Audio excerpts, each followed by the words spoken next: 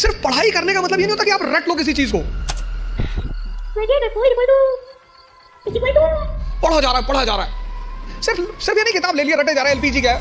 Connectivity. मतलब 20 साल के टीचिंग कैरियर में जो हारने की सबसे बड़ी वजह है लोगों की, वो ये है कि वो इस परीक्षा के पैटर्न को समझे बिना सिर्फ पढ़ाई करते हैं। एक फॉर्मूला है 20 पेजेस पर डे, 3 महीने, 90 दिन का कोर्स है ये। 3 महीने, 4 बातें। आज के इस सेमिनार में मैंने 4 बातें बताई। ये 4 बातें आप हमारी तरफ से आज ले जाओ।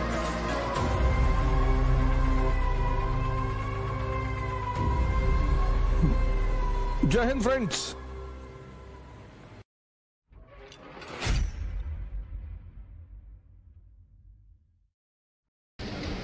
बोले गुड आफ्टरनून एंड जय हिंद। तैयारी में क्या करना है, प्रीलिम्स में क्या करना है, मेंस में क्या करना है, वो रामेश्वर बहुत अच्छे से बताएंगे। उस तरफ से गुजरे हैं तो ये उस पर बात करें। हम जिन मुद्दों पे आज बात करेंगे उसमें यह है कि जब आप कोई काम शुरू करते हैं तो पहले दौर में वो असंभव सा लगता है, इम्पॉसिबल। कोई भी काम, यहां पे जितने लोग बैठे हैं सब साइकिल चलाना जानते होंगे, अब तो सब जानते होंगे। अब क्या लगता है कि साइकिल चलाना कितना आसान है, लेकिन जब सीखना शुरू किया होगा तब कितने दिन लगे होंगे साइकिल लेके सिर्फ दौड़ने में। अब तो जो साइकिल सीखते हैं वो तो बड़ा बेहुदा तरीका साइकिल सीखने का। अब तो 2 पहिए बैलेंस करने के लिए लगा देते, वो बहुत गंदा तरीका है। उस तरीके से लोग मार नहीं खाते, वो गंदा इसीलिए है, उस तरीके से कोई मार ही नहीं खाता। हम तो मार गए हैं, साइकिल लेके गए, गिर गए, हैंडल टेढ़ी हो गई, चैन टूट गई, उसके बाद घर पे कायदे की धुलाई भी हुई, तो दोनों पैरेलल ही चलता था। और 1980s में साइकिल होना ही बड़ी बात थी।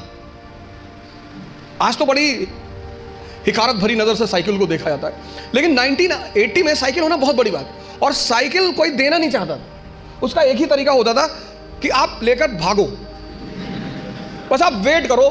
जैसे कहते हैं ना गुरिल्ला वॉर, कि पिताजी आए, साइकिल खड़ी की और गलती से अगर उन्होंने चाबी नहीं निकाली तो आपका काम हो गया। तो 10 दिन 15 दिन तो इसमें लगता था बैलेंस करने में। कितना असंभव लगता था साइकिल सीखना, और आज मजाक लगता है। अभी मेरी रामेश्वर से बात हो रही थी, मैंने कहा एक दिन में दुनिया बदल गई। बोले हाँ। लोग बदल गए? हाँ। मैंने कैसा लगता रहा होगा जब तुम पहली बार आए होगे आईएएस की प्रिपरेशन करने? बोले असंभव सा लगता था। अब बोले अब मजाक सा लगता है। आज ये जहां बैठे हैं वहां आईएएस मजाक है, और आप जहां बैठे हो वहां आईएएस असंभव है। तो ये असंभव मजाक में कन्वर्ट कैसे होता है?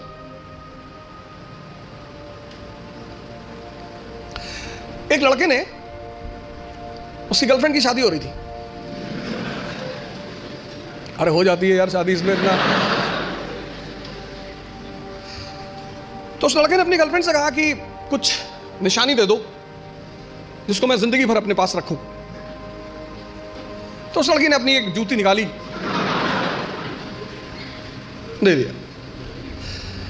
लड़का उस जूती को लेके गया सुनार के पास, जो सोने वगैरह का काम करते सुनार, उनके पास गया। उसने कहा कि इस जूती को चांदी के फ्रेम में बना दो। सुनार ने कहा अच्छा, कल शाम को आके ले जाइएगा। दूसरे दिन लड़का गया तो सुनार ने उसको चांदी की फ्रेम में जूती को बना के एकदम बाकायदा ला के लड़के के सामने प्रेजेंट किया। उसने कहा साहब, लड़के से हाथ जोड़ा, कहा साहब। बोले हाँ। बोले ये किस पीर औलिया की जूती है? तो बोले ये किसी पीर औलिया की जूती नहीं है, ये मेरी गर्लफ्रेंड है, उसकी जूती। सुनार ने जूता निकाल के 3-4 जूता मारा।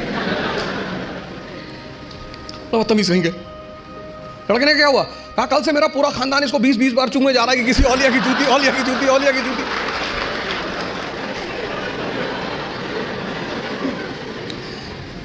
सर ये हंसने की बात नहीं है, ये समझने की बात है। बिना समझे किसी फील्ड में नहीं कूदना है। यहीं से तो शुरुआत है सेमिनार की, कि तुम जहां बैठे हो वहां आईएएस असंभव है, और रामेश्वर जहां बैठा है वहां आईएएस मजाक है। तो ये असंभव मजाक में कैसे बदले, कैसे तुम यहां आकर बैठो? उसका पहला सूत्र यही है कि जिस फील्ड में भी कूदना चाहते हो पहले उसको समझो। वो क्या है, उसमें क्या करना पड़ता है, उसके स्टेजेस क्या क्या हैं, कितना समय लगता है। दुनिया में असंभव ही मजाक बनते हैं। और ऐसे सामान्य, हम इकरा की एक बहुत अच्छी अदा रही है, हम हमेशा उस एस्पिरेंट को कॉल करते हैं जिसने वो असंभव को मजाक बनाया हो। सैफिन भी आया था, उसने भी असंभव को मजाक ही बनाया था। सामान्य, अति सामान्य परिवार, अति सामान्य, सामान्य भी नहीं, अति सामान्य। सामान्य में तो कम से कम आपको खाना मिल जाता है, माँ बाप कुछ पैसे भेज देते हैं। अति सामान्य, खाने का पता नहीं मिलेगा कि नहीं, पिताजी महीने में कितना पैसा भेजेंगे। अति सामान्य, अति सामान्य व्यक्ति के लिए लड़ना बहुत बड़ी बात होती है। लड़ना तो सबको है, लेकिन जो अति सामान्य, पहला सूत्र यह है कि जिस भी फील्ड में कूदना है, बात समझ में आ रही ना, जिस भी फील्ड में कूदना है, जहां भी जाना है, जिसकी भी प्रिपरेशन करनी, साइकिल है प्रिपरेशन। आज तुम्हें साइकिल चलाना मजाक लगता है। आज जब तुमसे कोई कहता है कि भैया साइकिल चलाना सीखना है, तुम कहते अरे यार साइकिल में क्या है, अब तुम्हारे लिए क्या है ना, लेकिन वो जो पहले दिन लेकर चलेगा। तो पहला सूत्र जो मैं देखता हूं, मैंने बहुत सारे लड़कों को देखा पिछले 20 साल के टीचिंग कैरियर में, जो हारने की सबसे बड़ी वजह है लोगों की, वो ये है कि वो इस परीक्षा के पैटर्न को समझे बिना सिर्फ पढ़ाई करते हैं।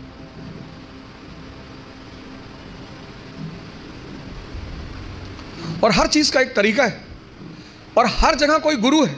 आपको भी किसी ने साइकिल चलाना सिखाया होगा, वहां भी कोई गुरु रहा होगा, उसने कहा होगा हैंडल बैलेंस कर, हैंडल बैलेंस कर, सीधे देखो, सीधे देखो। कहां किसको सीधे दिखाई पड़ता है? पैंडल पे पैर रखो तो हैंडल घूम रही है, हैंडल संभालो तो पैंडल इधर जा रहा है, और सब संभाले तो खुद नीचे आ गए। पहला फॉर्मूला असंभव को मजाक बनाने का है कि जिस फील्ड में जाना है उसके पूरे पैटर्न का पहले अध्ययन करना है। तो पहला काम आप यही करो, समझो कि इस पर्टिकुलर एग्जामिनेशन की क्या आवश्यकता है।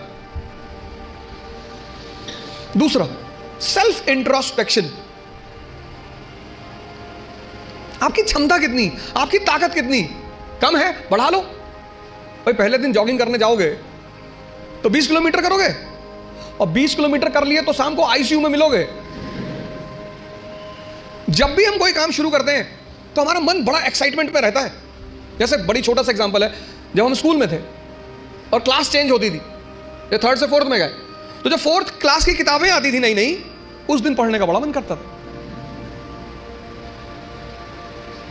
फिर 10 दिन बाद जब वो किताबें पुरानी हो जाती थी तो वही किताबें देखने का मन नहीं करता था। ये मन का नेचर है, एक्साइटमेंट।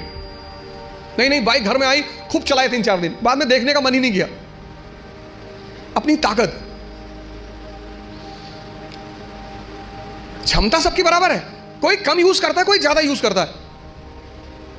मेहनत करने से, सिर्फ पढ़ने से कुछ नहीं होता। अगर मेहनत करने से सब कुछ होता तो सबसे ज्यादा फायदा होता मजदूरों का।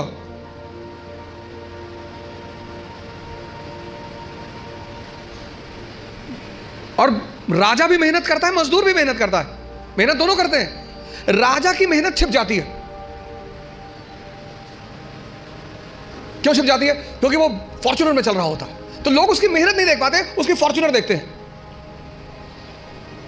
उसका कपड़ा देखते हैं, उसका घर देखते हैं। इसलिए राजा की मेहनत दिखाई नहीं पड़ती, लेकिन मजदूर की मेहनत दिखाई पड़ती है। मेहनत दोनों करते हैं। फर्क क्या होता है? एक बिना सूत्र के करता है, बिना फॉर्मूले के करता है, कुछ भी करता है। आज ये किताब खरीद लाया, कल वो किताब ले आएगा, फिर एनसीईआरटी ले आएगा, पढ़ा जा रहा है। सदाशिव पेट में खड़ा है या चाय की दुकान पे, किसी ने कह दिया पॉलिटी की नई किताब आई है, तुरंत देखेगा, अच्छा कौन सी भाई साहब? पता लड़कों ने बता दी कि ये किताब, गए बाजार से किताब लिया। मजदूर का अप्रोच नहीं है। मेहनत तो करना ही है, वो उस पर तो बात ही नहीं करनी। मेहनत तो करना ही नहीं, मेहनत पे तो सॉरी बात ही नहीं करनी। बात करनी है मेहनत के अप्रोच पे। क्षमता सबके पास है। ये 2 पेट हैं, मैं बार बार कहता हूं, एक पेट ये, एक ये। तो अगर ये 4 रोटी हजम करता है और पहले दिन तुमने इसे किसी दिन 15 रोटी दे दी, वॉमिटिंग शुरू, जितने लोग तैयारी शुरू करते हैं, मैंने देखा शुरुआत में इतना पढ़ना शुरू करते हैं, पहले दिन से 10 घंटा 15 घंटा आराम से। आपको पता नहीं, आपको लगता नहीं कि ये पेट है ना, हजम करना होता है, सिर्फ अंडरलाइन करना नहीं होता। मैंने 98% स्टूडेंटों को देखा है, वो किताब को अंडरलाइन करने को पढ़ाई मानते हैं। इस हॉल में कितने लोग हैं जो न्यूज़पेपर नहीं पढ़ते हैं? नहीं पढ़ते, नहीं पढ़ते। सारे लोग न्यूज़पेपर पढ़ते होंगे, 2-4 होंगे जो अभी नहीं पढ़ते होंगे, बाकी सारे लोग पढ़ते हैं ना, है ना? अभी जापान के एक नेता है शिंजो अबे, उनकी हत्या हुई। उनकी पॉलिटिकल पार्टी का क्या नाम है? हाँ?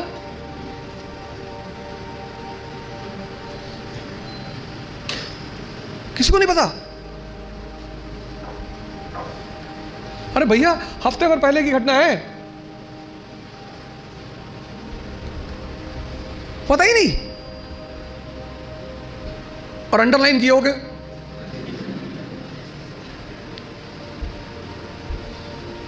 कितनी बड़ी, कितनी एक लाइव एग्जांपल देखो।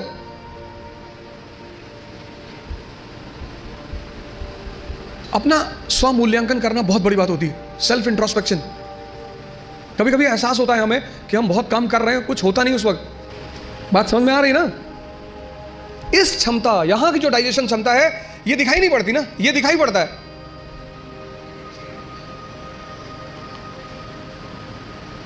ये पेट दिखाई पड़ता है, ये पेट दिखाई नहीं पड़ता। अब ये क्षमता विकसित, स्ट्रॉन्ग कैसे होगी?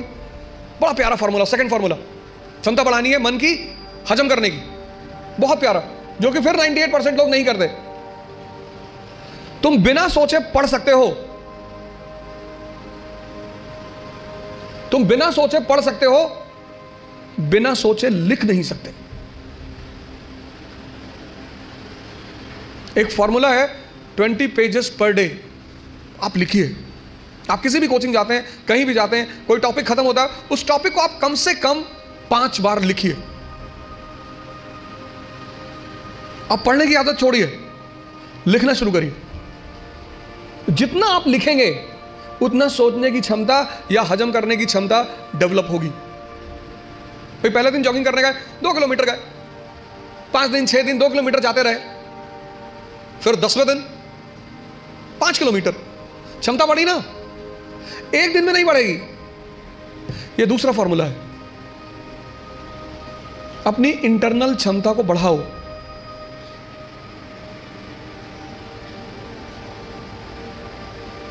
नहीं बात क्लियर हुई? हाँ? कितने लोगों को इस बात का वो रहता है, मुझसे बहुत सारे लोग मिलते हैं, सर हमें कुछ याद नहीं रहता। आपने हजम ही नहीं किया। मूवी आपको पूरी याद रहती है ना, नॉवेल पढ़ा आपने, पूरी याद रहता है, पूरा नॉवेल, एक एक लाइन, एक एक कैरेक्टर याद है। ये क्यों नहीं याद है? क्योंकि आपने हजम करने की कोशिश नहीं की। ये दूसरा फॉर्मूला। अपनी इंटरनल कैपेसिटी को पहचानो। यही तो है सेल्फ इंट्रोस्पेक्शन। और अगर वो कम है, बढ़ा लो।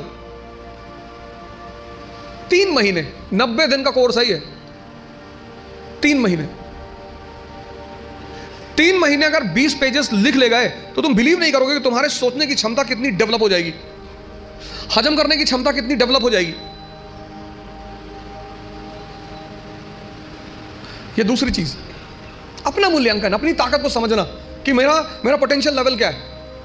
क्लास खत्म हुई, आप घर गए, आप जो 2.5 घंटा पढ़ा है उसको रीराइट करने की कोशिश करो। संभावना है कि आप सिर्फ 30% लिख पाएंगे, शायद। कुछ लोग तो 10% भी नहीं रिकॉल कर पाते। तो पहला काम क्या करना है? एग्जामिनेशन पैटर्न को समझना है। ये क्या है, कैसे है, पहला चरण क्या है, दूसरा चरण क्या है, तीसरा चरण क्या है। दूसरा क्या करना है? सेल्फ इंट्रोस्पेक्शन करना है। सेल्फ इंट्रोस्पेक्शन करो। दूसरा काम, अपनी क्षमता को पहचानो। अगर कम है, अगर तुम 2 किलोमीटर सिर्फ वॉक कर सकते हो एक दिन में, कोई बात नहीं, उसको 25-30 किलोमीटर तक पहुंचाओ। इन सब लोगों ने यही किया, अपनी क्षमता को पहचाना, सेल्फ इंट्रोस्पेक्ट किया, उसमें को बढ़ाया। हम जब तैयारी करने आए थे हमको कुछ नहीं आता था,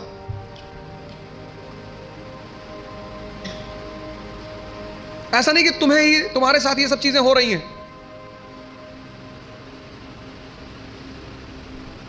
तो पहली बात, पहला काम क्या करना है? एग्जामिनेशन पैटर्न को समझना है। दूसरा काम क्या करना है? Self introspection. तीसरी बात, कहावत है हिंदी में, लकीर के फकीर। मतलब उनको एक ट्रैक पे रख दो, वो उस ट्रैक से कभी हटेंगे ही नहीं। उतना ही करेंगे जितना बताया जाएगा, उतना ही बोलेंगे जितना कहा जाएगा। जो जिंदा दिमाग है, जिंदा, वो अपने समय को, जैसे अगर आप आईएएस मेंस का पेपर देखें तो 1970s के जो क्वेश्चन थे वो अलग थे, 1990s के क्वेश्चन अलग हो गए, फिर 2000 के बाद क्वेश्चन बिल्कुल अलग हो गए, और आज तो जो मेंस का पैटर्न है क्वेश्चन पूछने का वो तो एकदम पलट चुका है। अमेरिका का एक विद्वान था थॉमस जेफरसन, उसने कहा किसी भी संविधान को सिर्फ 19 साल चलना चाहिए। थॉमस जेफरसन, जब अमेरिका में संविधान लिखा जाने लगा तो उसने कहा किसी भी संविधान को सिर्फ 19 साल बस, क्योंकि 19 साल बाद बहुत सी चीजें बदल चुकी होंगी। तो जब चीजें बदल जाएंगी तो फिर संविधान लिखा जाएगा बदली हुई परिस्थिति के हिसाब से।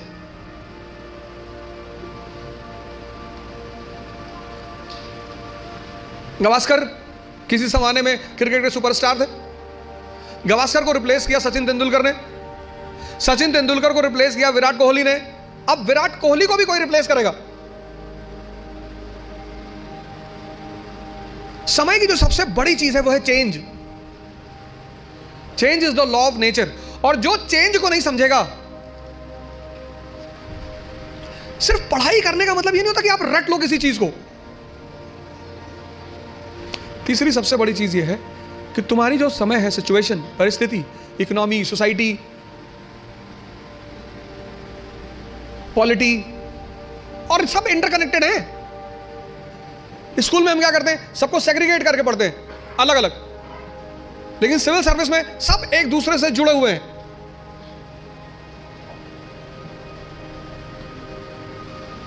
तुम्हारी जो परिस्थिति है, तुम्हारा जो समय है, उसको देखना, उस पर गौर करना बहुत जरूरी है। अगर तुम अपने समय को नहीं, उस परिस्थिति को नहीं पहचानते। 17s का क्वेश्चन पेपर अलग था क्योंकि तब इकोनॉमी और सोसाइटी अलग थी। 80s का क्वेश्चन पेपर अलग था क्योंकि तब इकोनॉमी और सोसाइटी अलग थी। 91 के बाद तो ड्रास्टिक चेंज आया, एलपीजी, तुरंत यू टर्न मारा एग्जामिनेशन पेपर ने, और अब एकदम अलग परिस्थिति दुनिया में चल रही। पूरी दुनिया में, कहीं एक जगह नहीं चल रही है, पूरी दुनिया में।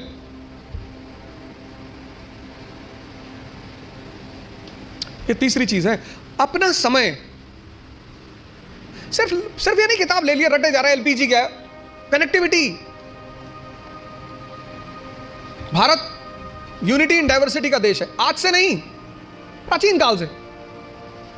और उस यूनिटी इन डाइवर्सिटी की मुख्य वजह क्या है? भारत की ज्योग्राफी। कल्चर किस पे डिपेंड करता है? ज्योग्राफी पे। कल्चर मतलब ड्रेस, कल्चर मतलब खाना।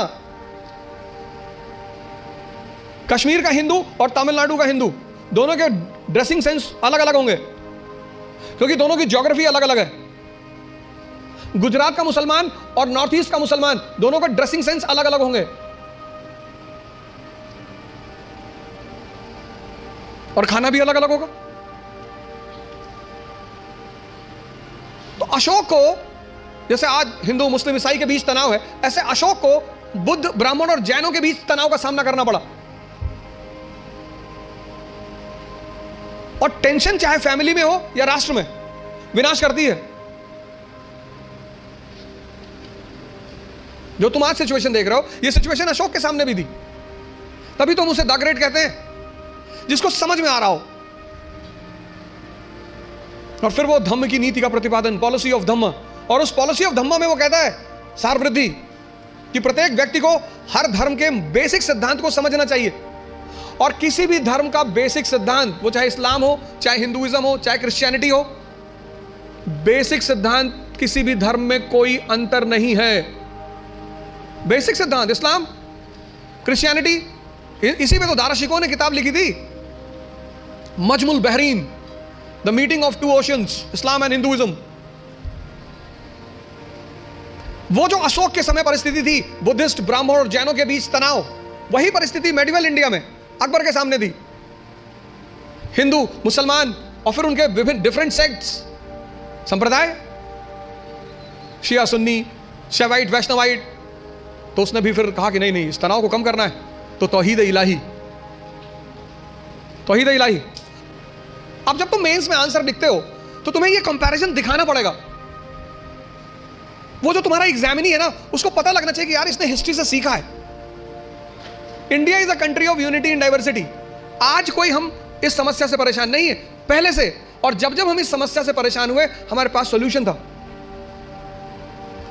परिस्थिति, अपनी प्रेजेंट परिस्थिति को समझना, राष्ट्र की आर्थिक स्थिति, economic condition, social condition, political condition, cultural condition, ये 3 काम कर लो आप। और अगर ये 3 काम आपने कर लिया तो आप भी कल यहां बैठोगे और असंभव को मजाक बना दोगे। पहला काम, पूरा एग्जामिनेशन पैटर्न को समझो। घर जाकर नहीं समझते हो, जहां कोचिंग में पढ़ते हो उस टीचर से पूछो कि सर ये है भाई, क्या क्या क्या है सर, डिमांड इनकी क्या है सर, ये बेस में क्या चाहते हैं सर, ये प्रीलिम्स में क्या चाहते हैं। कितना पढ़ोगे यार? अगर तुम एक बार सिलेबस उठाकर देखो आईएएस का, तो सिर्फ सिलेबस देखकर ही तुम्हारी हालत खराब हो जाएगी।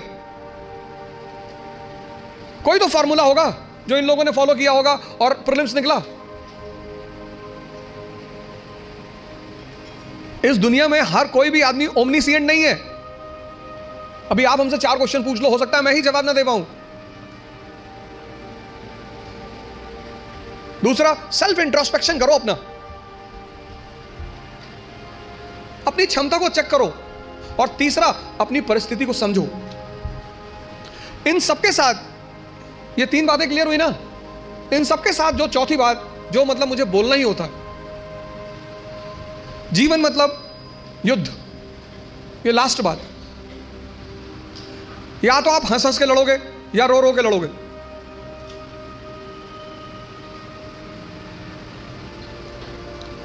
जीवन मतलब युद्ध। 2 लोगों के जीवन में कोई लड़ाई नहीं है। एक चपरासी के जीवन में, चपरासी, कुछ लोग मुझसे कहते हैं मुझे चैलेंजेस नहीं चाहिए लाइफ में। बहुत अच्छा, चपरासी बन जाओ। चपरासी का काम क्या है? साहब के ऑफिस के बाहर बैठा हुआ है, जो भी मिलने आया मीटिंग करा दी, वरना बैठे हुए, क्या फर्क पड़ता है। और वो भी चपरासी अगर ब्यूरोक्रेसी का है, जुडिशरी का है। भाई राजा से मिलने के लिए जो सबसे अहम आदमी होता है वो यही लोग होते हैं, यही इंफॉर्मेशन देते हैं। साहब कितने बजे आते हैं, साहब कितने बजे आते हैं, कहां जाते हैं, गोल्फ खेलने कहां जाते हैं।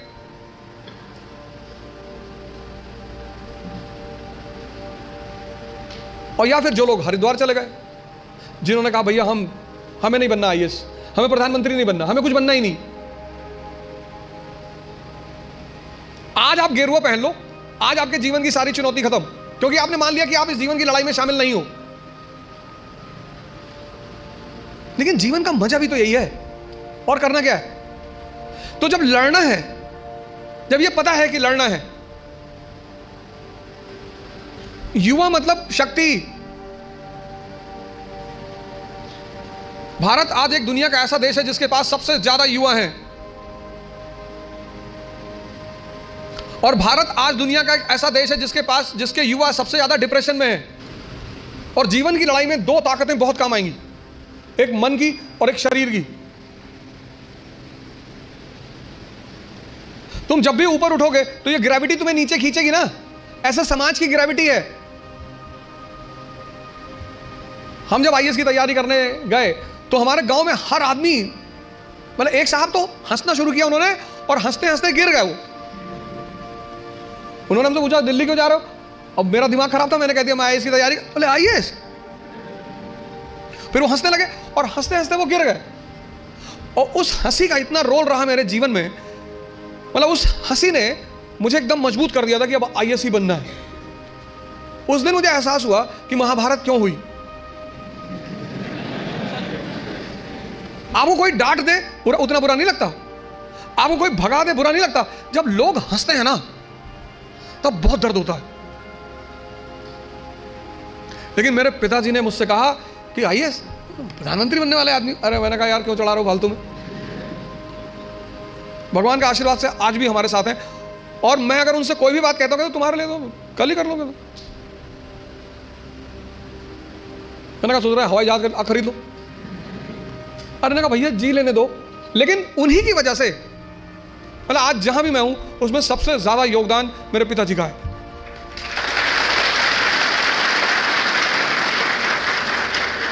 और वो योगदान क्या है सबसे ज्यादा बड़ा, उन्होंने मुझे कभी निराश नहीं किया।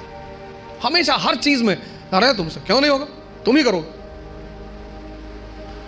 तो मैं सब लोगों से यहां रिक्वेस्ट करूंगा कि आप योग और ध्यान से जरूर जुड़ें। ध्यान किसी धर्म का नहीं है, उस ध्यान पर किसी धर्म विशेष की मोनोपोली नहीं है। ध्यान का सीधा सा मतलब है अपने मन को समझना। आप में से बहुत सारे लोग हैं जो 10 घंटा पढ़ना चाहते हैं लेकिन ये पढ़ने ही नहीं देता होगा। तुम्हारी जीत किस पर निर्भर करती है?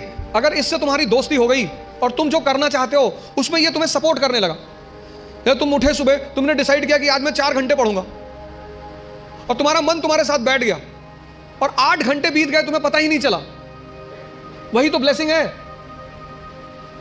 और तुमने टारगेट बनाया कि 6 घंटे पढ़ूंगा और 60 मिनट बाद तुम चाय पी रहे हो, बाहर खड़े हो गए। और चाय पी रहे हो तो बुरा नहीं कर रहे हो, चलो अच्छा कर रहे हो। तुम्हारा जो डिस्कशन है, तुम जब भी लोगों से बात करो तुम ये गौर करो कि किस मुद्दे पे कर रहे हो। सुष्मिता सेन शादी कर रही है,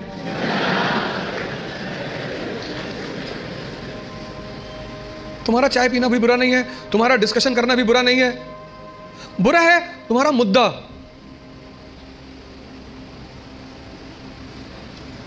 चलो बाहर निकल ही आए, बात कर रहे हो कोई बात नहीं, तो किसी ऐसे मुद्दे को उठाओ जिससे, और डिबेट का मतलब झगड़ा नहीं, डिबेट का मतलब एक्सचेंज ऑफ इंफॉर्मेशन।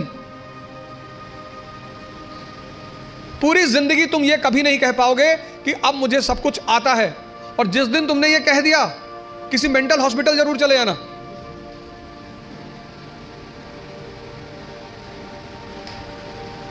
अपने आप को ताकतवर बनाओ, फिजिकली और मेंटली, क्योंकि यही ताकत तुम्हारा उत्साह बनेगी। मुझसे लोग पूछते हैं उत्साह कहां से आता है? शक्ति से। ये जो एंथुजियाज्म है, ये जो कॉन्फिडेंस है, ये ताकत का खेल है। अपनी पढ़ाई के साथ जिस चीज को तुम निगलेक्ट करते हो, जो निगलेक्ट करते हो, तुम उस पर ध्यान ही नहीं देते, वो चीज है तुम्हारी पर्सनैलिटी। पढ़ाई के साथ साथ जो इक्वली इंपॉर्टेंट चीज है वो है पर्सनैलिटी, तुम्हारी साइकोलॉजी, तुम्हारा सोचने का तरीका। 4 बातें आज के इस सेमिनार में मैंने 4 बातें बताई। पहला, पैटर्न ऑफ एग्जामिनेशन। दूसरा, सेल्फ इंट्रोस्पेक्शन। तीसरा, सिचुएशन। और चौथा, पर्सनैलिटी। ये 4 बातें आप हमारी तरफ से आज ले जाओ। बाकी तो एग्जामिनेशन पैटर्न पर रामेश्वर अच्छा बोलेंगे, आप इनसे ज़्यादा सवाल करिएगा।